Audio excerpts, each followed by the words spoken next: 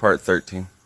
The first ones that were sealed here, if you're reading chapter 7, is the 12 tribes of Israel, because they were the first fruits unto God. The prophets did not receive their rewards until the 7th trumpet. We'll get into that whenever we get to it. But the first was last, and the last was first. The 144,000 were the first fruits unto God. They were last. They came after the prophets. And this is very important. Revelation is subject chapters. A lot of these things overlap. Now each subject goes in order.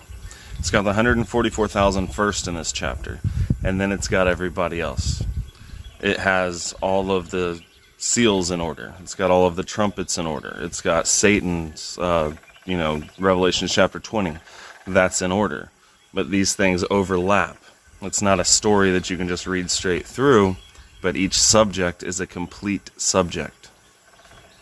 So after the 144,000, he says, "After this I beheld, and lo, a great multitude, which no man could number, of all nations and kindreds and people and tongues, stood before the throne, and before the Lamb, clothed with white robes and palms in their hands, and cried with a loud voice, saying, Salvation to our God, which sitteth upon the throne, because salvation came whenever Satan was cast down." He was no longer their accuser. Sin was over whenever Jesus Christ returned. Satan brought sin into the world. It said that Jesus Christ came once in the end of the world to put away sin by the sacrifice of himself. It said anybody that believed in him, he was an end of sin in the law to those that believed. But it said to those who look for him, he should appear a second time without sin unto salvation. Because sin did not end until Christ returned. And one of the elders came and asked John, he said, "Who are these arrayed in white robes, and whence came they?" And he said, "Sir, thou knowest."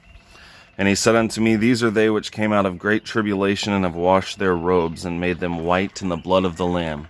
Therefore they are before the throne of God, and serve him day and night in his temple."